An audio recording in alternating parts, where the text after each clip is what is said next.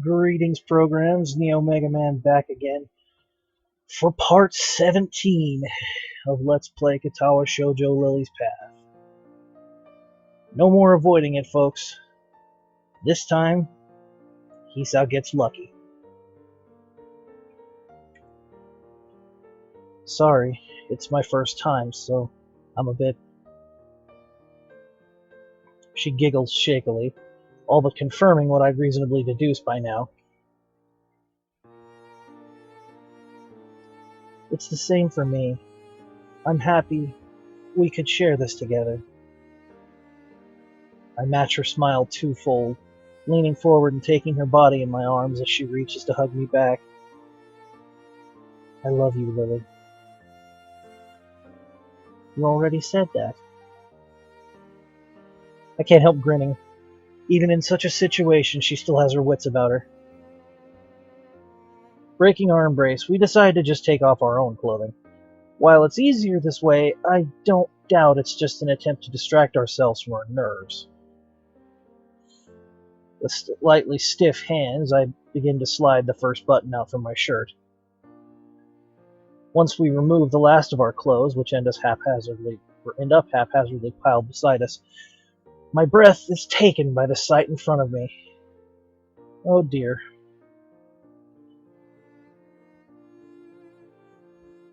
Her long, shapely legs, full hips, and her breasts plump but dainty. Her slightly blushing face, delicate and reserved, is framed by the bangs of her hair. Her hands, tightly held behind her, only serve to further accentuate her chest. Her tall and pale body is beautiful when bared. The girl in front of me, reserved yet playful, astute yet hospitable, is the girl I've fallen in love with. I lean forward, delicately taking her shoulders in my hands. As I do, she brings her hands to my chest. With a slightly uneven breath, we lean into a deep kiss. I feel one of Lily's hands slowly slide up to my shoulder, it and her head very gently moving forwards. Assuming her intent, I lean back onto the floor.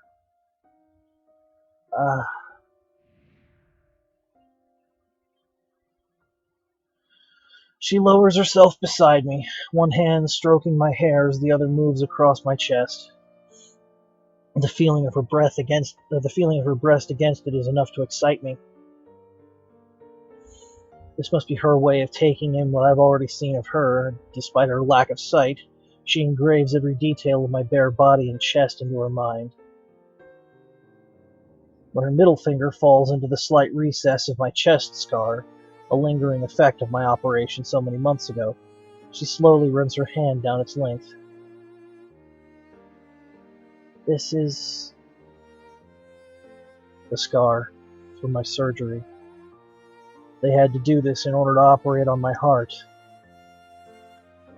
For a moment, she's lost for words, the idea of such extensive scarring adding a new worry for her. Her expression changes from curiosity to apprehension.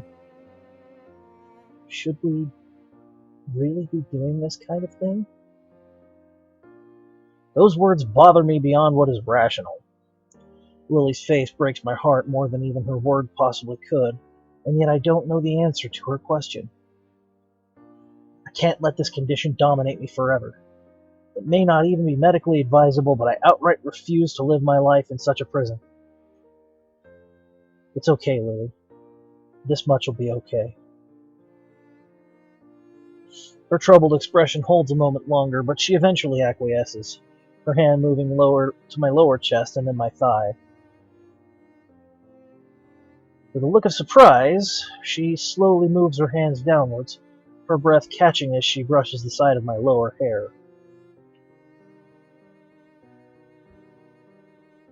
She tentatively moves her hand sideways, delicately touching the most honest part of my body. This is... yeah. Our nervousness peaks as the act begins, her hand gently patting up and down as lightly as if it would break if breathed upon.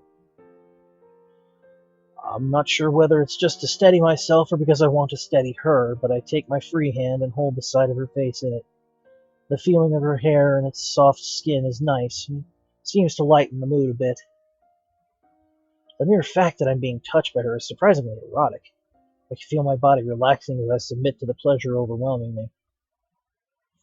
Long minutes pass in total silence, our heavy breathing the only sound to be heard in the house. Lily's fingers stop affectionately stroking my hair, and she opens her lips once again. Hisao? I wait a second for the rest of the sentence, but none is forthcoming. She may be trying to take the lead, but she's still incredibly nervous. I can't help smiling as I stroke her hair from her face a couple of times, reassuring her. As nervous as I may be, I'm thankful that Lily's taking the lead. I'd probably be just as anxious as she if I were attending to her.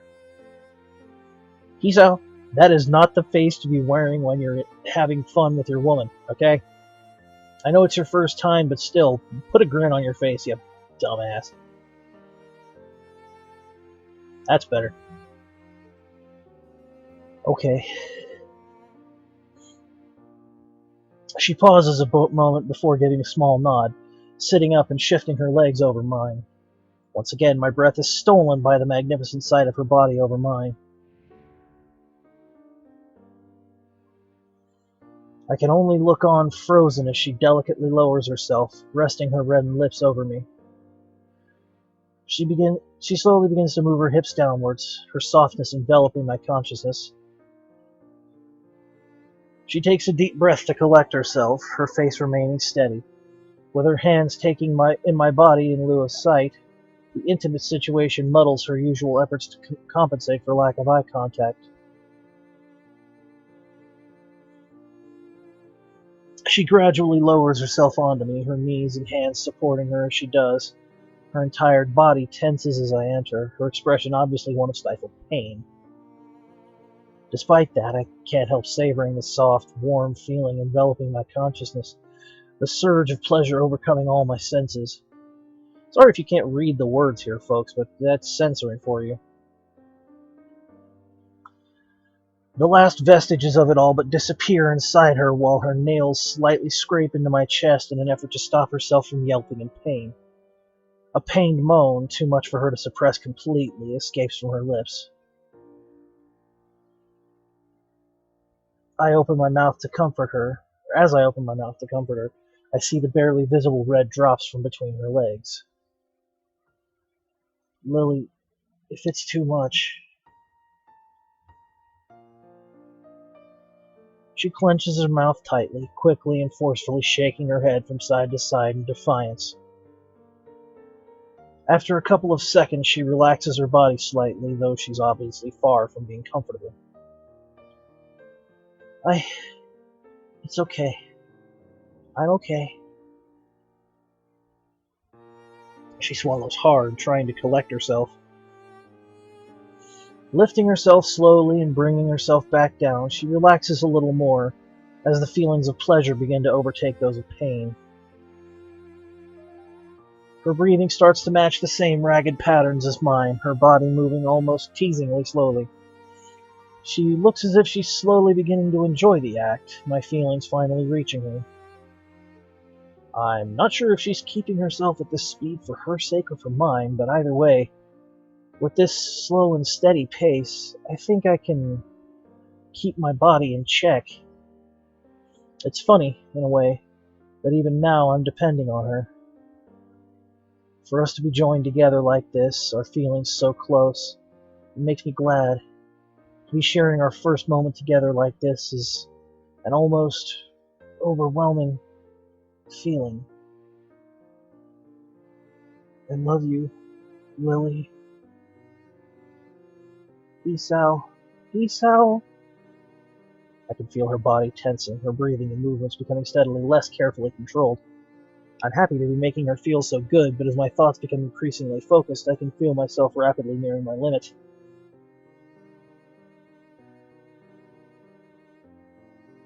Control of my body is instantaneously wrested from my mind as I grip my teeth hard, a loud moan escaping as I climax and my hips hit hers. Her body hunches over at the same moment, her breasts touching on my chest. We stay locked in all-encompassing ecstasy for a brief moment, my mind completely taken by the feeling for a precious few seconds. It ends all too soon, and our bodies collapse in exhaustion, with Lilly barely staying on top of me. I lifelessly manage to wrap my arms around her limp, sweating body, and for minutes we simply lay there, silently savoring the contact with each other while we recover from the experience. Neither of us had thought ourselves prepared for such a thing of that much uncertain. Entirely drained, far past the point of conversation, I look at her tired face. It looks as if the exertion, both physical and mental, has almost forced her to the verge of collapse. I love you, Lilly. She nods weakly, rubbing my hair with her left hand. If we could simply remain together like this for an eternity, it would be paradise like no other. Hisao, you lucky bastard.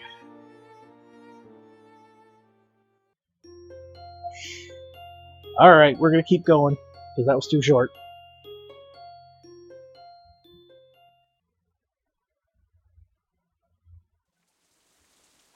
After being woken by a sound, I opened my eyes with a measure of reluctance. Turning my head to the left, I find the rain outside sweeps against the window loudly. Spray after wind-blown spray. Hey, that window looks open. Spray after wind-blown spray lashes against the glass, as if trying its hardest to make up for the summer's previous heat. I sit up in the futon, holding the back of my neck to try to subdue the pain from my awkward sleeping position. By all accounts, I should be lamenting the turn in the weather, given that this is our last day here. The events of yesterday refuse to stop flooding my mind, though. The feeling of holding Lily's crying body in my arms, the rush of lust and hormones that flowed through us as we spent the night together. It seems almost futile to try and rationalize everything that happened. In an attempt to distract myself, I groan and lean over to retrieve my bag without standing. Pulling out one bottle after another, I take the daily regimen's worth of pills from their containers and swallow them without further ado.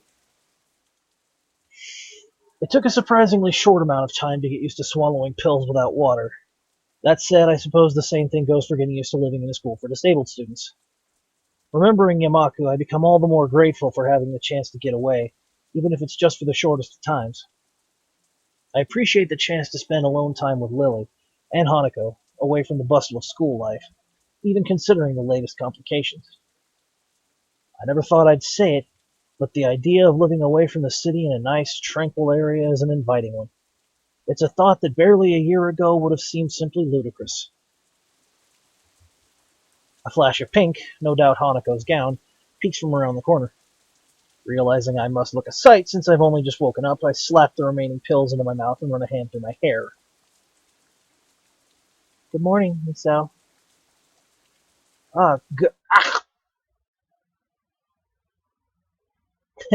I reply to her, completely forgetting that I'm in the middle of swallowing a particularly large pill. Coughing and sputtering, I violently gag on it. Hisao. After sputtering loudly and tapping my chest a couple of times to force it down, I managed to recover. I'm fine. Sorry, forgot I was swallowing. Sorry, I didn't mean to. I hold my hand up, gesturing for Hanako to stop. I gagged. It's my fault. Morning, Hanako. She pauses a moment before bowing in reply. Walking, no, staggering in behind Hanako is the familiar figure of Lilly, also dressed in her pajamas. With her eyes full of sleep and her hair bedraggled, she's a sight to behold. Hi, Lilly. Good morning, Hisao. For a while, a silence hangs in the air as neither of us knows what to do. Awkward. Given what happened last night, we both have more than enough reason to be finding the situation awkward. Just how are we meant to react to meeting each other after something like that? The best course of action would probably be to talk to Lilly alone, to set things in order. I'll start making breakfast. Lilly evidently catches on to my train of thought. I'll help. Hanako, could you set the table? She nods, her head disappearing into a cupboard as she quickly goes about her assigned task. I rub a little more sleep out of my eyes as I wander over to the fridge and take out some milk, and Lilly grabs various brightly colored boxes from some of the lower cupboards to my side. While we make the rather bland-looking meal, I whisper somewhat more quietly than usual. Knowing Lily's hearing, she won't have any trouble catching what I say. Are you okay, Lily? After last night... She gives a delicate nod, her expression weak. Though her tiredness surely plays a part, she seems genuinely unsure about what's happened between us and how to move ahead. I can't say I blame her, considering my feelings are the same. I'm sorry, Hisao. I wasn't thinking straight yesterday. I never stopped to consider you or Hanako, and I even went as far as... She's winding herself up. With her hands and voice both tightening, I give her a gentle bump to try and lighten up the situation. You don't have to apologize. I said I liked you as well, after all. But As her composure begins to falter, it becomes obvious there's no alternative. Turning to Lily, I gently embrace her tall frame. She offers no resistance at all, thankfully pulling back just from the edge of her emotions.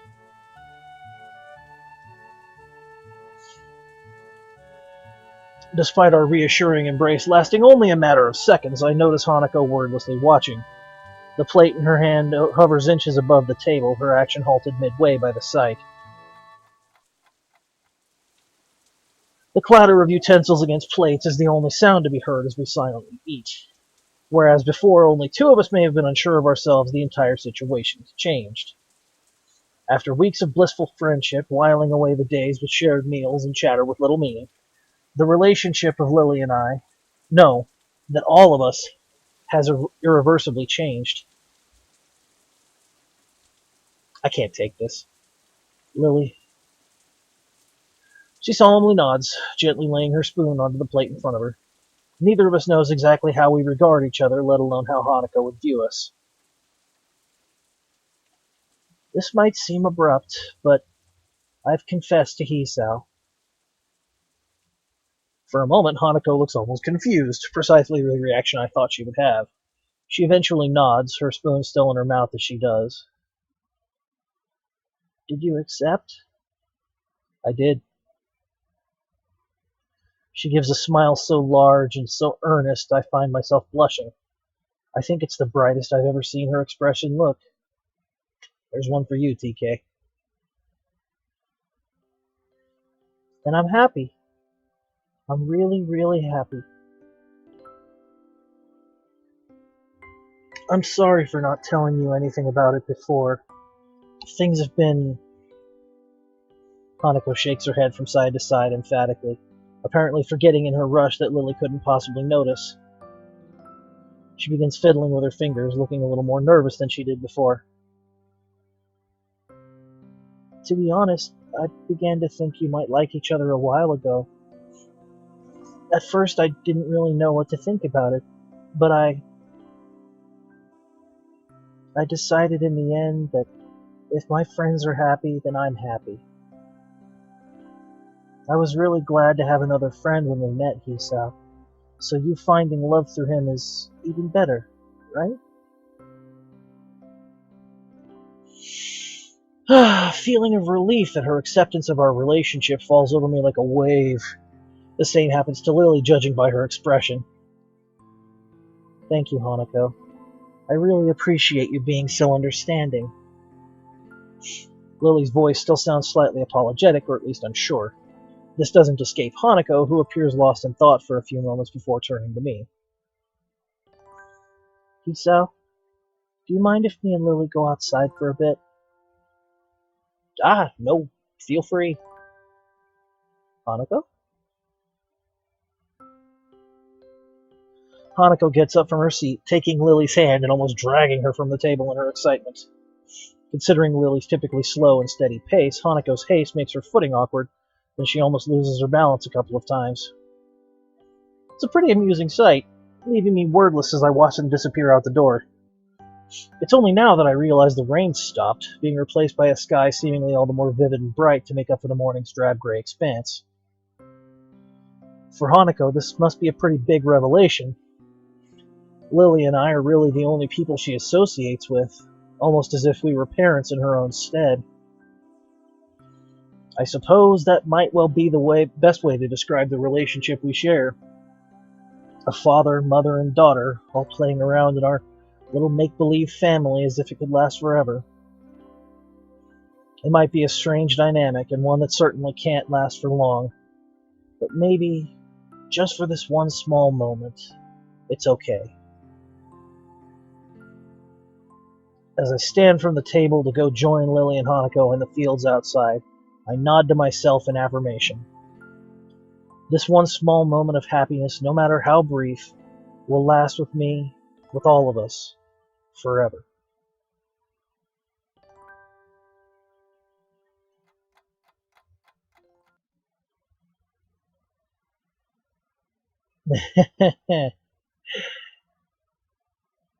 Yeah, if I know my KS, this is just getting good. Okay, 20 minutes is enough for this point. So, like I said, things are looking up. I'm glad for that. Oh boy. So, as for me, this has been Let's Play Katawa Shoujo Lily's Path, Part 17. I've been your host, NeoMegaMan. I'm signing out. End of line.